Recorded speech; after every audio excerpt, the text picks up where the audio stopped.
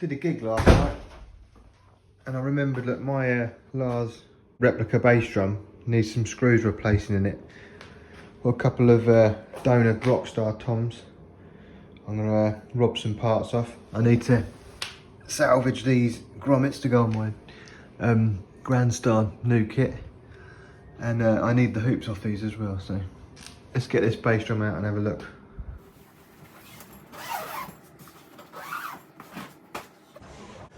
When I bought this, it was absolutely knackered. Some of the tension rods were totally perished, the grommet had disappeared, the spurs had rotted and I had to modify them. It was a perfect donor drum in some respects. But let's have a look at these screws.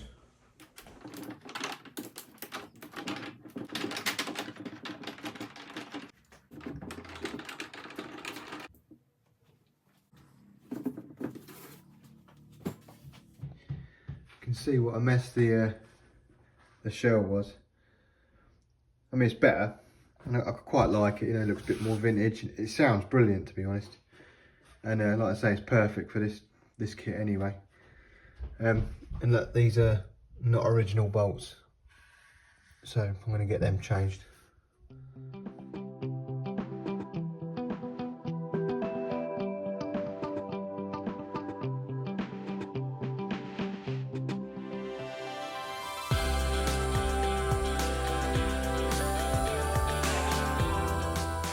Whilst changing the screws, I recall during putting this together that there was two or three dodgy threads, and you can see there where I've Loctited that one in. As I say, when I got the drum, it was in such bad nick. Many of the screws had actually cross-threaded into these, and they're broken and really corroded. So I had right fun and games fixing them. But while this is off, I'm going to helicoil it and then put it back on.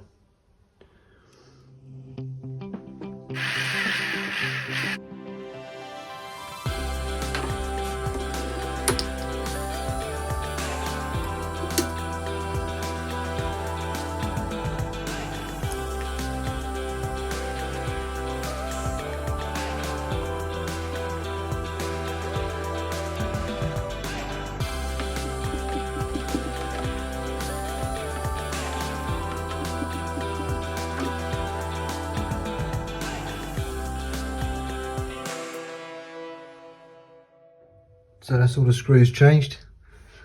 Hopefully now that'll keep my OCD at bay.